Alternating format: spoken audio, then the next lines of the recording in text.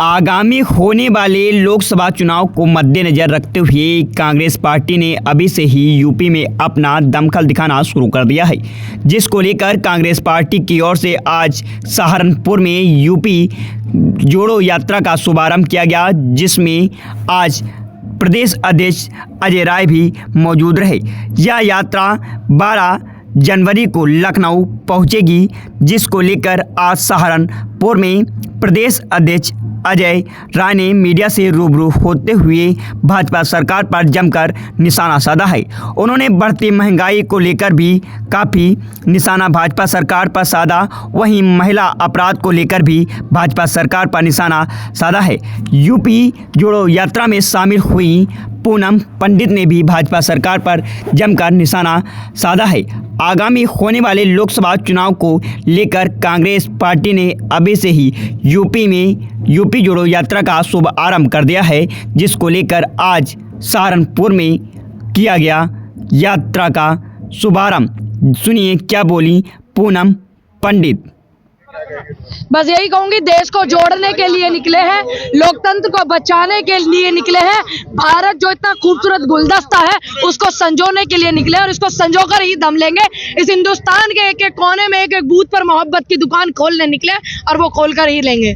2024 के चुनाव को लेकर किस तरीके से जो है कांग्रेस तैयारी में और तमाम कांग्रेस के कार्यकर्ता एक एक जो है अपनी तैयारी कर रहा है, जिस तरीके से जो 2004 में की थी और इसी तरीके से हम लोग तैयारी कर रहे हैं। जैसे बहुत सारी चीजें देखने को मिलती हैं कि चुनाव हार गई, ये वो न जाने कैसी कैसी लोग बातें बनाते हैं। तो मैं जानकारी के लिए बता दूं, 2003 में भी हम यही राज्य हारे थे और फिर 2004 में हमने केंद्र में कांग्रेस की सरकार को बनाई थी और वही फिर से इतिहास दोहराया जाएगा। ये बताइए, जैसे अभी उत्तर प्रदेश जोड़ो चल रहा है, क्या इससे चुनाव में कुछ फर्क पड़ेगा? जी बिल्कुल, इस देश में जब भी कुछ जुड़ने की बात आती है तो इन 24 के चुनाव में नहीं, पूरे देश पर प्रभाव डलता है। देश के इतिहास पर, देश के सिस्टम पर बहुत प्रभाव डलता है। इस चीज का इतिहास गवाह भी, इतिहास देखेंगे उठा जोड़ो यात्रा का कहीं 3 राज्यों में बिल्कुल भी नहीं। ऐसा कैसे कह सकते हैं आप? देखिए, अभी हमने कर्नाटक में भी सरकार बनाई, हमने केरल में हिमाचल में सरकार बनाई है, हमने तेलंगाना में सरकार बनाई है। तो ऐसा बिल्कुल नहीं है कि प्रभाव नहीं है। ठीक है, अगर समय समय पर थोड़ी चीजें डगमगा जाती है,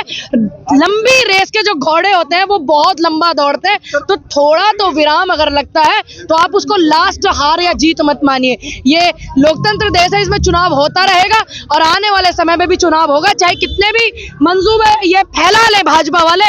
ऐसा नहीं है कि देश से लोकतंत्र खत्म हो जाएगा। किसी के घर में संविधान हो या ना हो महोदय, लेकिन भारत में संविधान है। तो भाजपा दावा कर रही है कि इस बार 80 सीटें जो है उत्तर प्रदेश में सारी की सारी। तो ये भी दावा करती थी कि बेटियों के हम अत्याचार रोकेंगे और बेटियों को नंगा घुमाया जा रहा है। भाजपा ये भी दावा करती थी किसान की आय दुगनी करेंगे और किसान आत्महत्या कर रहा है, किसान आंदोलन कर रहा है, नौजवान बेरोजगार है, वो तो ये भी दावा करती थी। आज देश का रिकॉर्ड उठाइए 2014 से पहले का और 2014 के बाद का उठाइए, इस देश में रिकॉर्ड कायम है।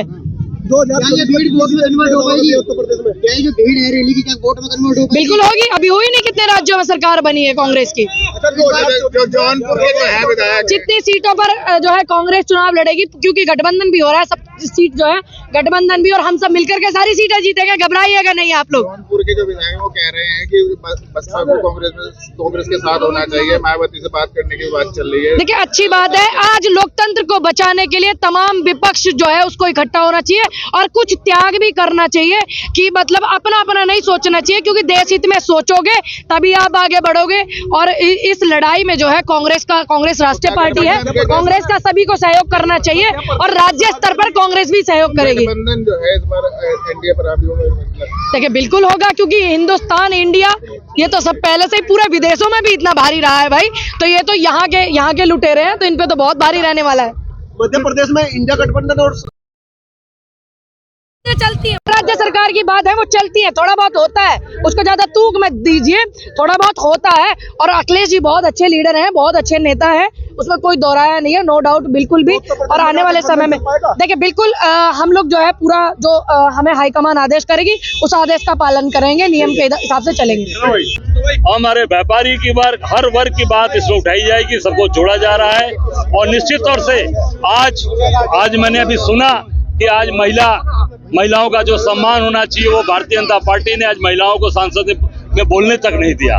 इनके 2 विधायक उसमें सजा पा चुके हैं। महिलाओं के बलात्कार में, अपमान में, और ये जानकर भी ये पॉस्को एक्ट का मुलजिम है, ये उसमें बलात्कार का अपराधी है, उसके बाद इसको टिकट देके महिमा मंडित किया अभी सोनभद्र के अंदर। ये सारी चीजें आम जनता को हम लोग बताएंगे, आप सबके माध्यम से सभी जनता को बताएंगे। पीएम का चेहरा है क्या जो दलित समाज के? निश्चित तौर से हमारे राष्ट्रीय अध्यक्ष हैं, हमारे नेता हैं, और उनका जो स्तर है वो एक बहुत ही मजबूत है। मैं समझता हूं कि वो एक अच्छे समाज सेवा के काम करने वाले और एक मजबूत जनप्रतिनिधि हम लोगों के हैं। यूपी जोड़ो पदयात्रा किन जिलों से निकलेगी?